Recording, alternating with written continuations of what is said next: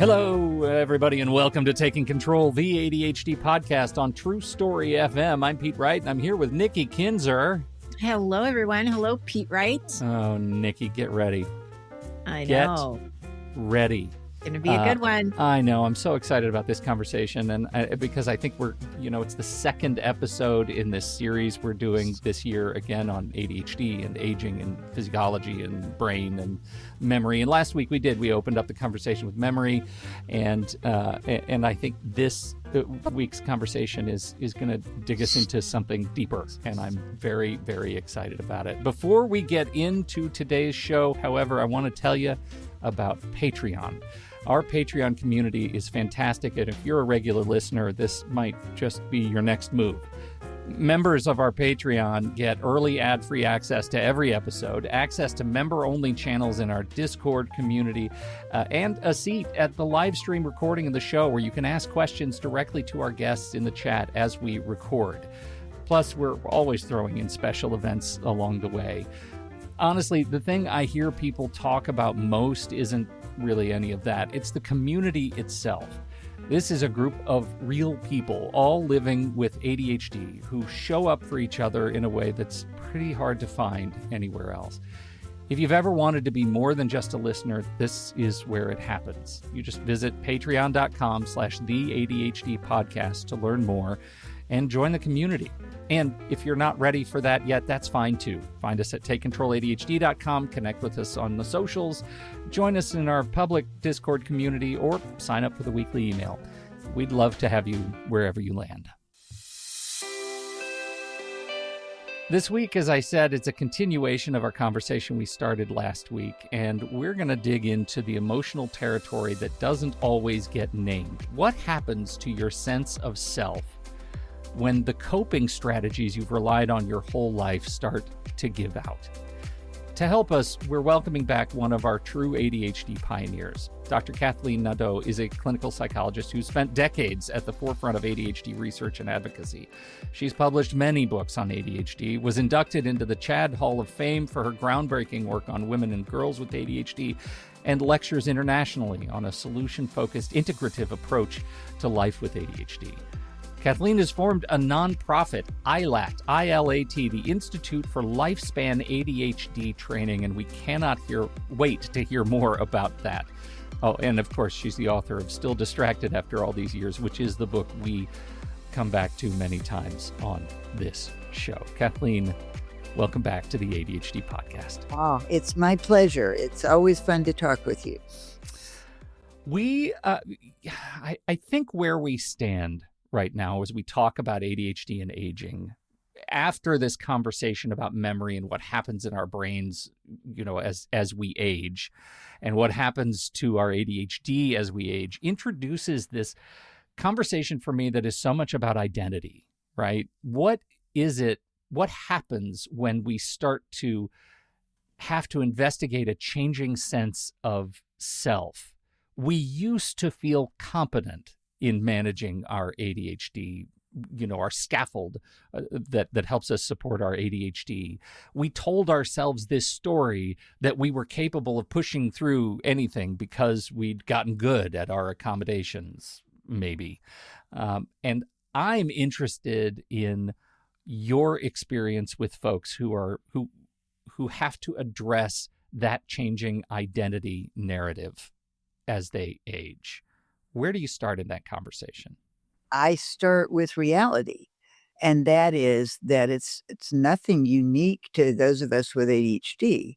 We go through a long, slow series of losses as we age. I remember an English teacher trying to teach kids how to write poetry. And the prompt, which I thought was wonderful, was, I used to fill in the blank, but now I fill in the blank. And that was to get kids to be more self-aware and to think of their growth and what they are learning to do that they weren't able to do a while back. But I think the same thing applies to us as we age. I mean, I will be 80 years old on my next birthday. And there's lots of I used to, but now I used to ride a bicycle 40 miles. Now I don't. I used to sail a sailboat, great long distances and have adventures. Now I don't. And what I've always talked to the clients I've worked with and just talking to friends, all my friends around me, of course, are aging too, is that we need to engage in addition to counteract the inevitable subtraction. I mean, our hearing is less good, our sense of balance is less good, our eyesight is less good.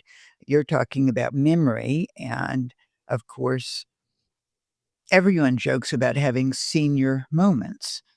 That in many ways our brains don't function in the same way we did. And that's not unique to ADHD at all. But then you add this extra layer of challenge when you've got ADHD.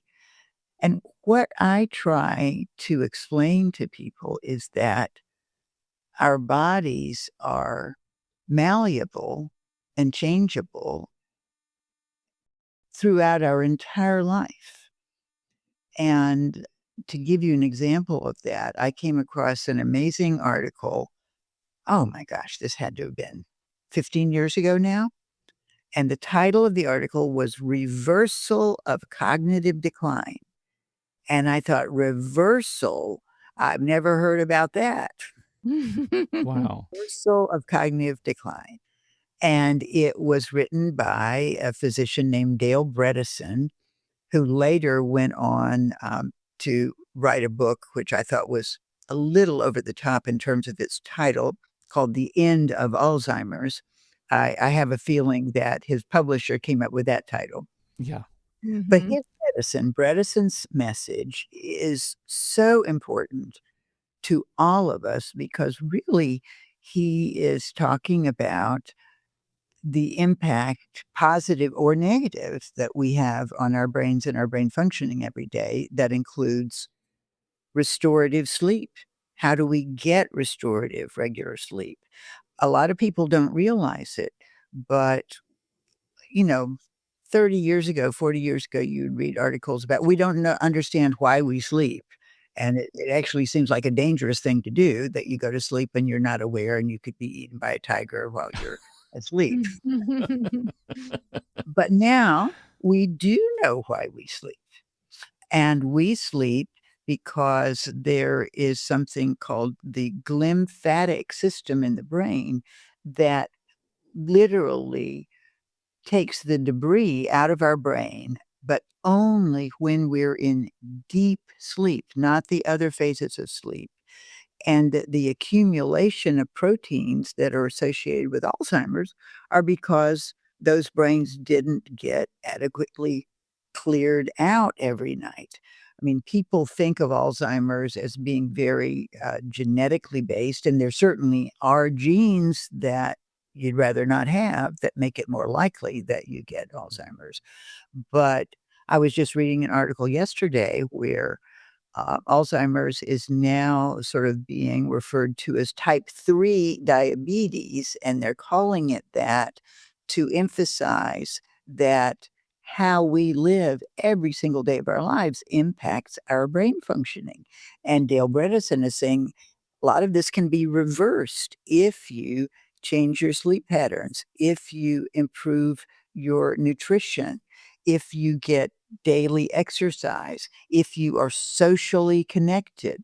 We really know now that it's extremely important for well-being and brain health to interact. I mean, what we're doing right now is good for your brain and it's good for my brain, and I hope it's good for the brains of people who are listening. But we're getting the biggest benefit because we're actually talking to each other and seeing each other. Yeah. Stress management. That's the stress management. And so we have tremendous power that most of us are not exercising regularly to change our brain chemistry. I mean, do you know that you probably do because you read a lot of things that you can change your brain chemistry through 20 minutes of vigorous exercise so that your brain is producing something called BDNF, brain-derived neurotrophic factor. And guess what BDNF does to our brains? If anybody's studied a little bit of brain science, we know that there are little tiny filaments in our brain called dendrites. And dendrites connect neurons to one another. And when we learn something, it's because we have new dendritic connections. And the more we practice, the stronger those connections are. And so BDNF is, some people call it the miracle grow of the brain, that we are ready to learn after about 20 minutes of exercise. And I tell people, if you've got to study for a test, if you've got to write a paper, go run as hard as you can for 20 minutes. 20 minutes. Yeah. Catch your breath and get going. I'm still very much in that state where I have started just waking up naturally at about 5 o'clock in the morning. And I don't love it. I don't love that about myself. But especially because I hit 5 o'clock, my alarm is set for 6, and I have an hour where I sit there in that gentle panic state thinking, oh my God, this is bad sleep. I'm losing an hour of sleep. What about my brain? It's not effectively cleaning itself while I'm sitting here panicking about not being asleep. Well, and I always have the question. I have the question too, like, do I just get up now or do I try to go back to sleep? But then it's going to even be harder to get up at 6. Like, there's all these things that are going on in my mind. Yeah, absolutely right. So all of that is it really sort of, I think it's really great sort of found grounding for this conversation about the things we control and the things that we don't. Because there are things that we don't, and that shows up, I imagine, in some form of grief, right? Grief that we actually can't pull the all-nighters that we used to be able to pull. The fact that even though I'm a man in my mid-50s, I definitely see myself as 19 years old almost all the time, right until I look in the mirror. I feel like I can't charm my way through any sort of declines that I've had even in the last 30 years. It actually is a lot more work. And I'm trying to wrestle with the grief, the loss, the relief. I'm not sure how to describe the release of that feeling that I no longer have to operate under a pretense or sort of pretend that I can handle everything that maybe I used to be able to handle. And that is cognitive dissonance for me, because I want to be the guy that can still handle everything that I used to handle. And now there are different things. And that is that's a sort of an emotional brick wall. You're talking about necessary losses. There's even a word for it. Oh, loss is inevitable. And I think what people don't keep in mind when they're regretting how fast they used to be able to run or how much weight they used to be able to lift is that I think, at least for myself, and I think for many people, that brute force of youth is not often accompanied by excellent judgment and planning. Okay. Well, and it makes me wonder, like in your research, what do people say they miss most as they age through, these necessary losses? The capacity that they used to have itself, or the identity that came with it, that they were capable of doing those things? Well, I don't think that what you're referring to is in any way specific to ADHD.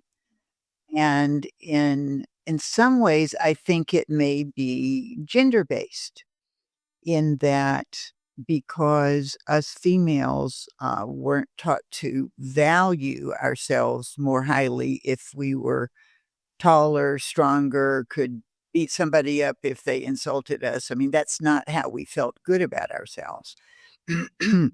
And unfortunately, a lot of women were taught to feel good about themselves if and only if they were visually attractive and attracted males. Yeah. And I certainly have read about the phenomenon that women experience right about age 50, where they notice that men no longer check them out when they're walking down the street. They begin to feel invisible because you know, their dopamine bursts came from the admiring glances of males around them, and all of a sudden that's gone.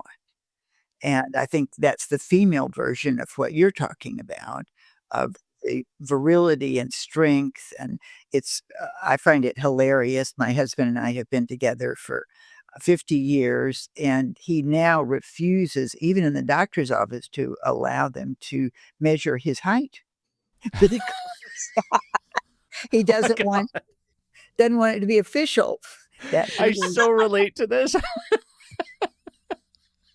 Of course, for me, it's the weight, right? Like, I don't want to weight. know how Exactly. much I weigh. Exactly. Well, for him, it's his height because guys are supposed to be tall. Oh, yeah. Yeah. Mhm. And Yeah. so you're really talking about an intersection of a time in life that impacts everyone, ADHD or not, with having the kind of brain that we call ADHD. And I think that's an incredible misnomer. I don't like the deficit and I don't like the disorder. Um, and and one of the things that I really want your listeners to begin thinking about is I think of ADHD as a type of brain, and they're just all different flavors of brain. I remember, nobody probably remembers this, but Hans Lucas Teuber, who was a professor at MIT, is sort of the father of neuropsychology way back in the day. And I was in graduate school in the 60s, and he came to lecture at the medical school. And I sat there with rapt attention. Here's this famous guy come to talk to us. And he started with a very simple phrase I've never forgotten. And that is, our brains are as different as our faces. That we each all have this unique signature imprint, whether it's how we look or how our brains function.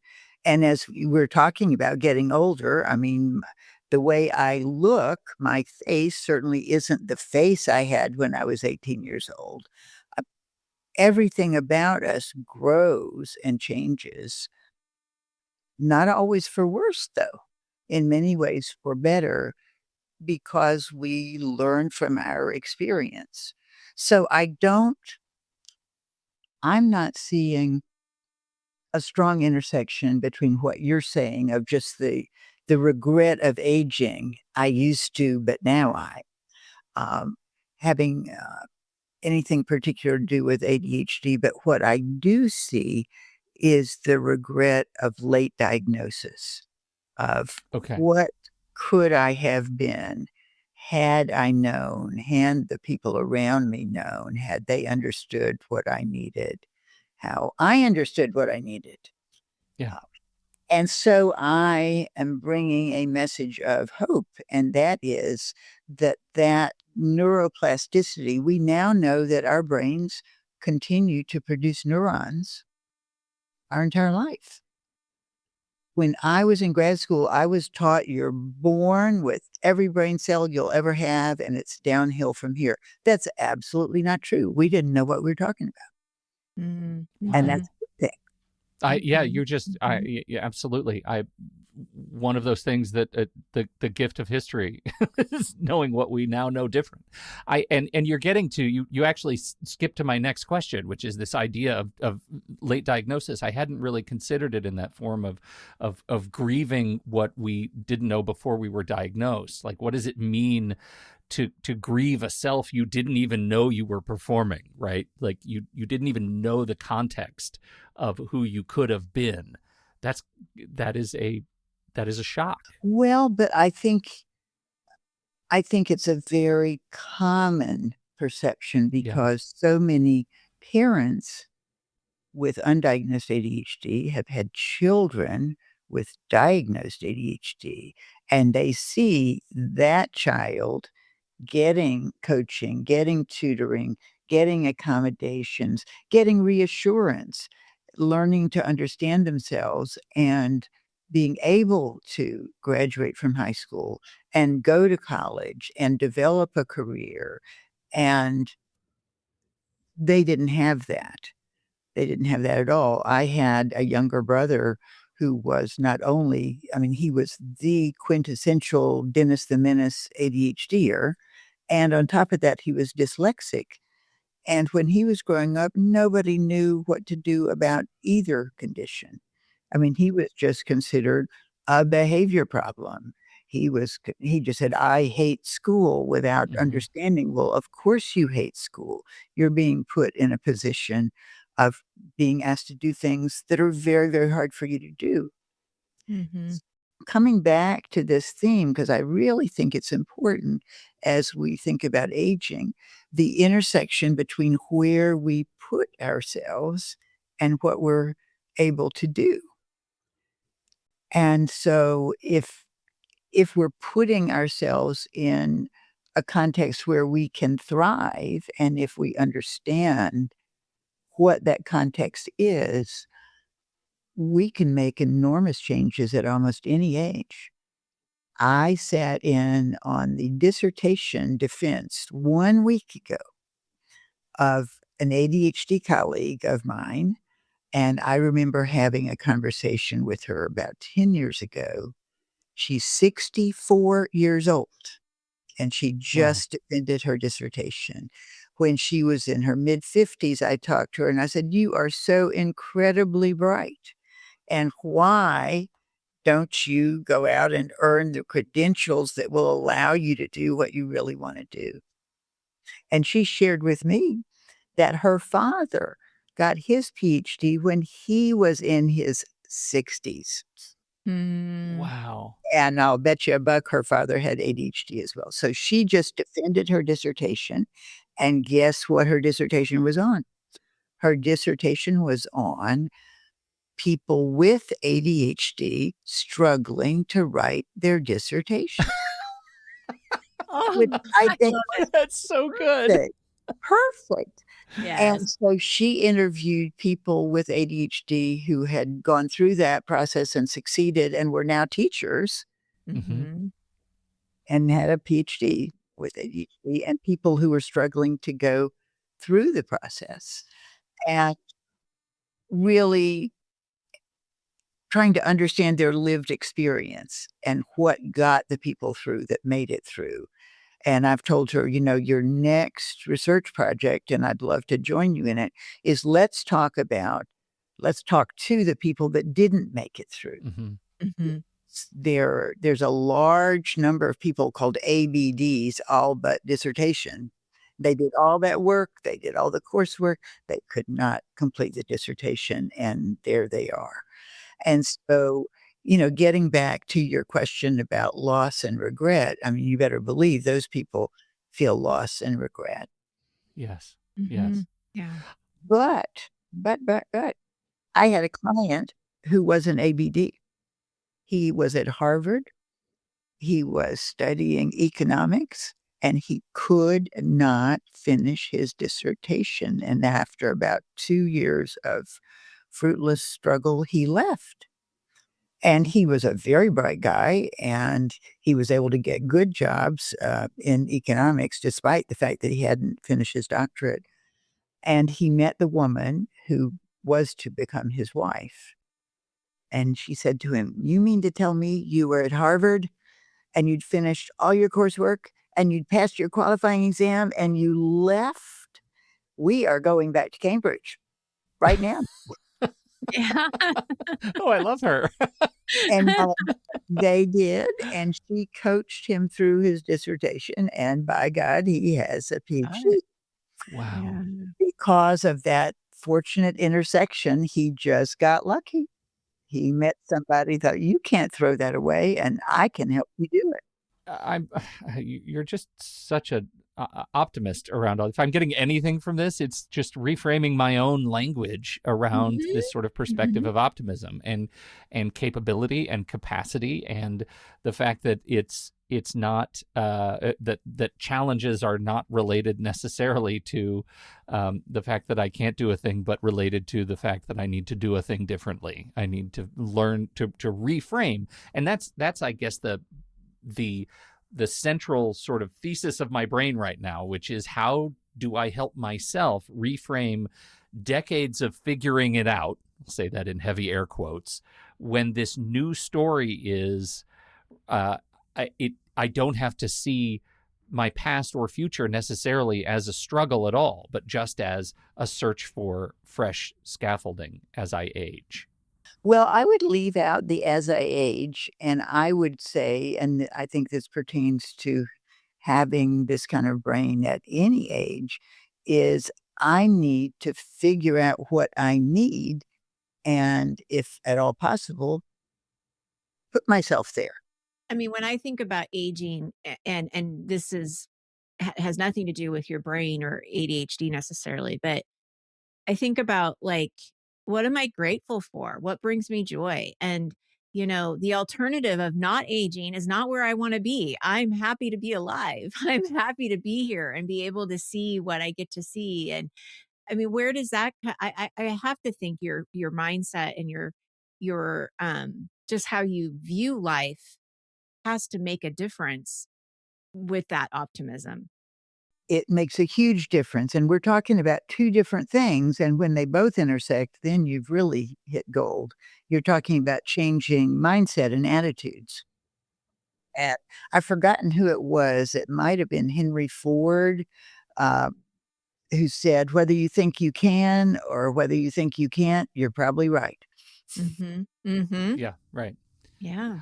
And Yeah. so that's the attitude and mindset, but I'm also saying something different in that this fellow didn't go back to Cambridge with a different mindset so much as with a different environment, that he basically had a very dedicated, determined, effective coach working with him nonstop to finish that project.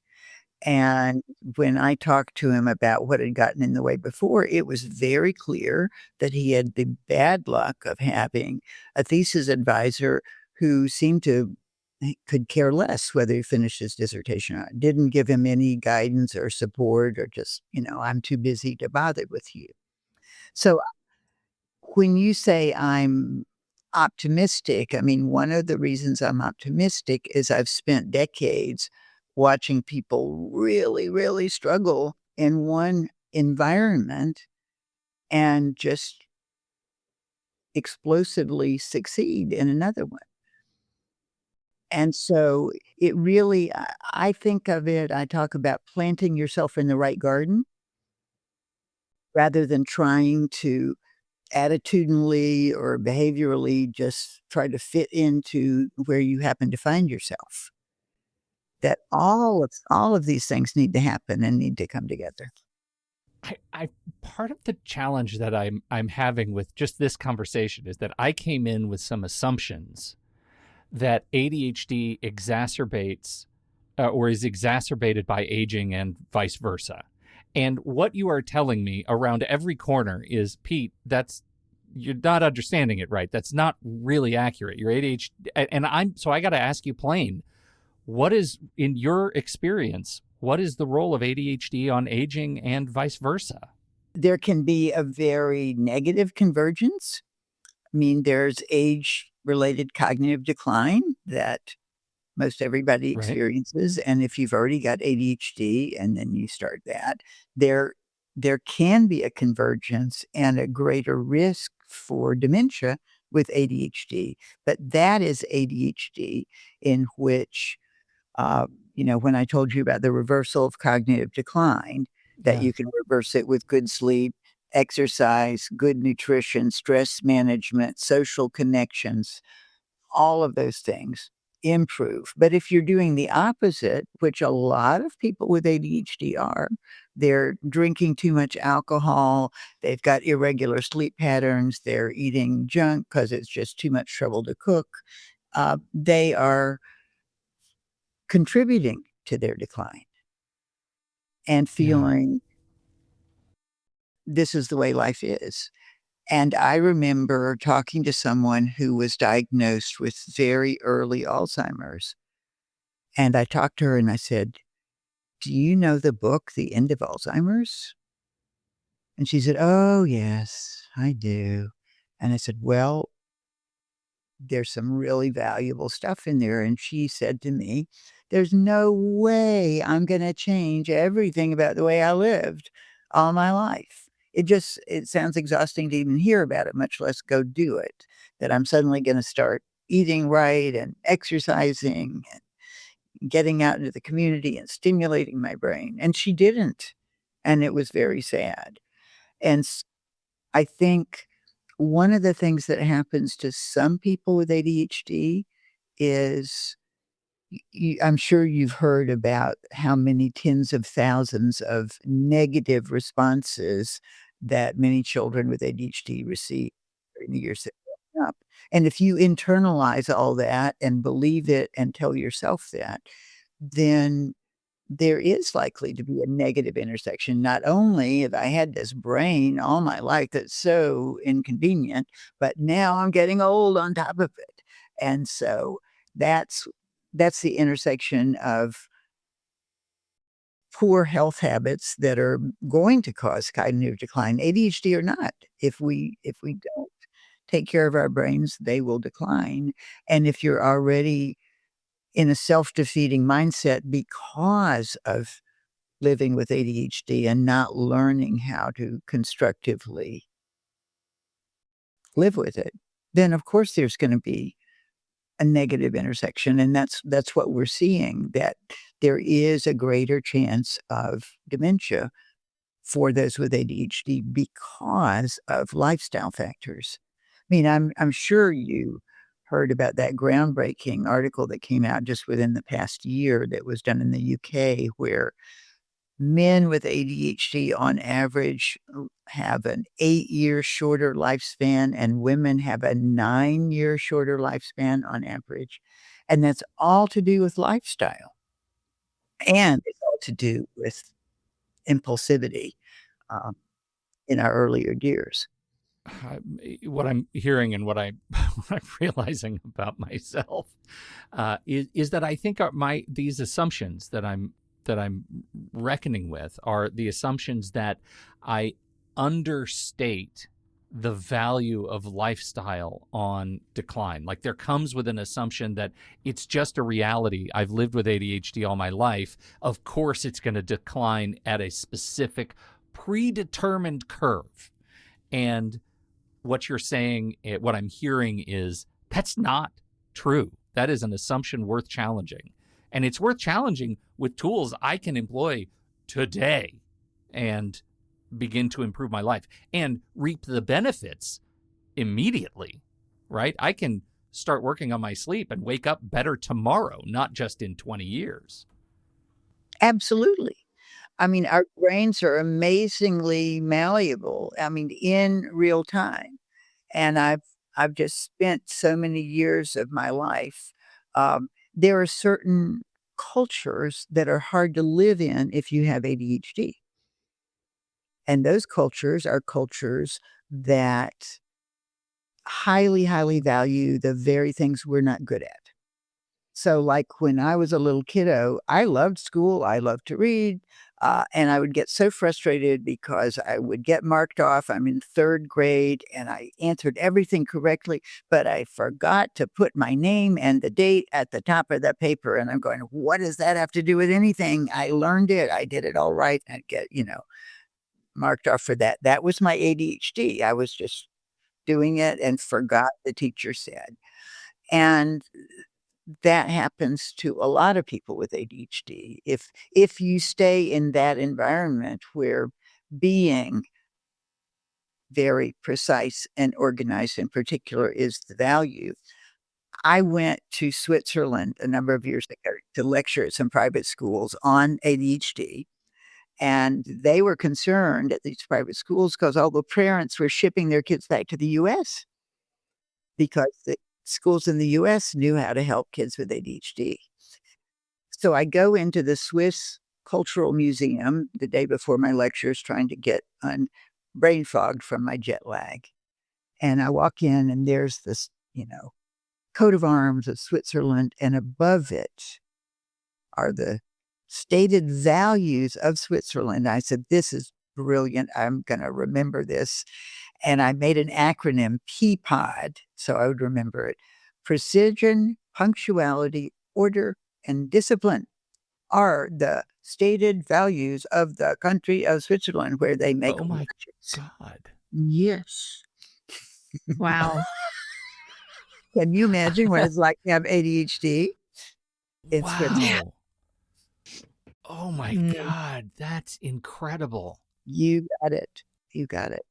One of the things I wrote about in my book is that I was surprised, and then it made sense to hear, the divorce rate is much higher among people with ADHD.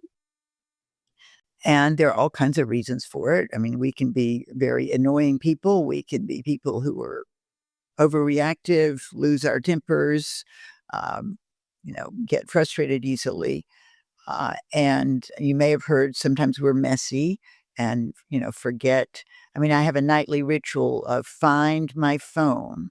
And I actually have an Apple Watch that helps me find my phone. Yes. Which is great. Yeah, savior. That's a savior. Absolutely. But what really surprised me in interviewing, I interviewed 75 men and 75 women, all over the age of 60, all formally diagnosed with ADHD, and doing research for my book.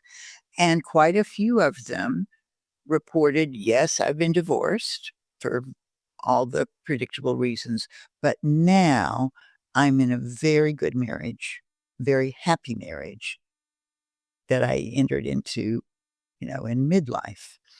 And universally, those marriages were to people who, the universal word is they're patient. They're not impatient with me. They're not critical of me. They're just, we're going to get to the point where we're wrapping up here, but I just, a personal question. Like you said you're going to be 80 this year, which is incredible. Happy birthday. Well, it's not incredible at all. It just, I was born years ago, and it happens,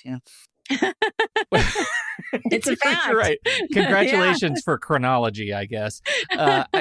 But what I'm really interested in is have you always maintained this sense of intellectual and sort of cognitive optimism about your relationship with your own ADHD and aging, and sort of aging in partnership with it? Because you're very grounded today. And I guess I just was there ever a time you weren't? I think, Pete, what I think he's saying is I want to be like you. How do I get to be like you? You're kind of my hero right now, and I'd like to know what you did. Well, I'll tell you what I did. And no, I haven't always been like this. I have spent literally 40 years or more thinking about this thing we call ADHD.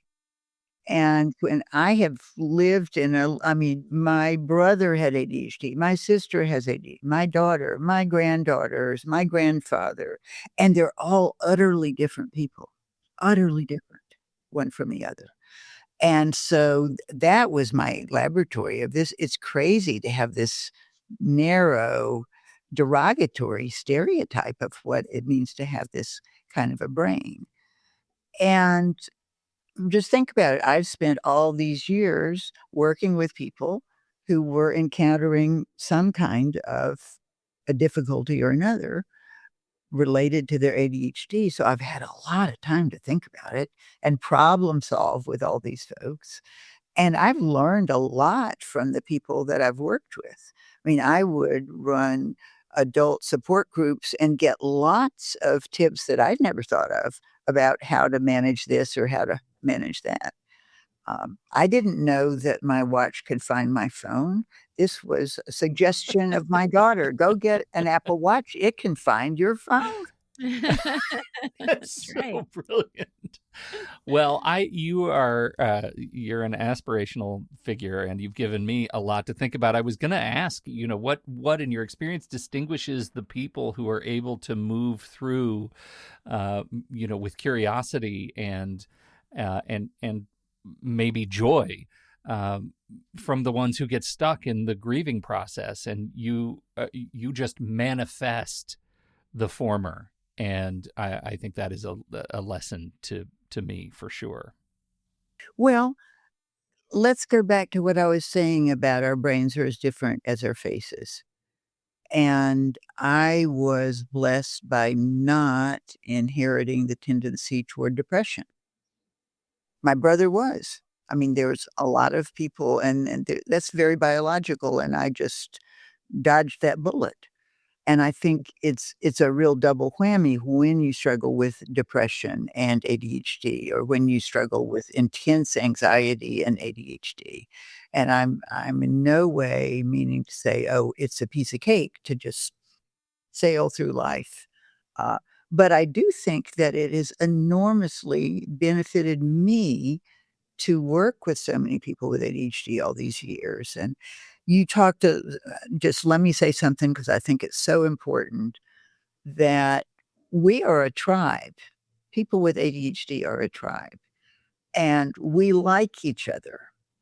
And when you go to an ADHD convention, there's just this buzz and excitement and giggling and screaming and hugging. And, women came up to me and said, we met each other last year and we formed a group online. And whenever there's something we just can't stand to do, we'll get online and encourage each other and go clean out the closet or work on my taxes or whatever it is we don't want.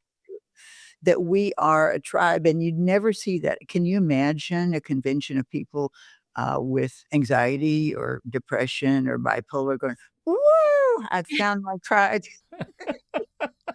No. So true, though. That community piece is so important. Yeah, absolutely. And the what you're saying too about how we learn from each other. I'm always learning something from my clients and the community, because it's a group effort. It really is. Absolutely. Mhm. Yeah, and not to discount the sort of genetic predisposition to all of the conditions that, especially depression, right? The things that the bullets that you dodged. The thing that I think I can remember as a sort of daily mantra is just, I am provoked by a mood of curiosity and openness, and that's when I'm at my very best, and that coincidentally is when I am at my most effective in partnership with my ADHD. And I would say that what you are doing right now online, you have planted yourself in the right garden. You like what you're doing. You're good at what you're doing. And I think it's probably a lot more fun than if I said, go be a bookkeeper. Right. That would, Yes. I would probably have a ball. My clients would be living their worst life. That's so funny. Okay. Thank you so much. We need to hear about great. ILAT, Institute for Yes, Lifespan yes. ADHD. This is the newest thing that you're doing. What are you doing? It is going to be an online institute. It's going to have in-depth training tracks. We're going to have age-related tracks for kids, parents of kids, for teenagers, for emerging adults. I love that. We used to call it failure to launch. Now they're just emerging adults. Oh, beautiful. We have some of those in our home. I pulled Yes. some of those. Well, so we're also going to have specialized tracks to focus on women's issues, on the intersection between being intellectually gifted and having ADHD. And those poor folks for so long were never diagnosed. You couldn't possibly have ADHD. Look, you've done so well. So I am going to try to engage the best and the brightest minds in the field to join with me and have meaningful conversations, just like the ones that you and I have had today, which has been wonderful. Because clinicians, they think they know, everybody thinks they know about ADHD, and what they know is a very narrow, outdated definition that doesn't do anybody any favors. Is there a website yet? Is it? There is not a website yet, Okay. but we have chosen our educational platform. We're going to be offering courses for continuing education credits. We're going to be international in nature.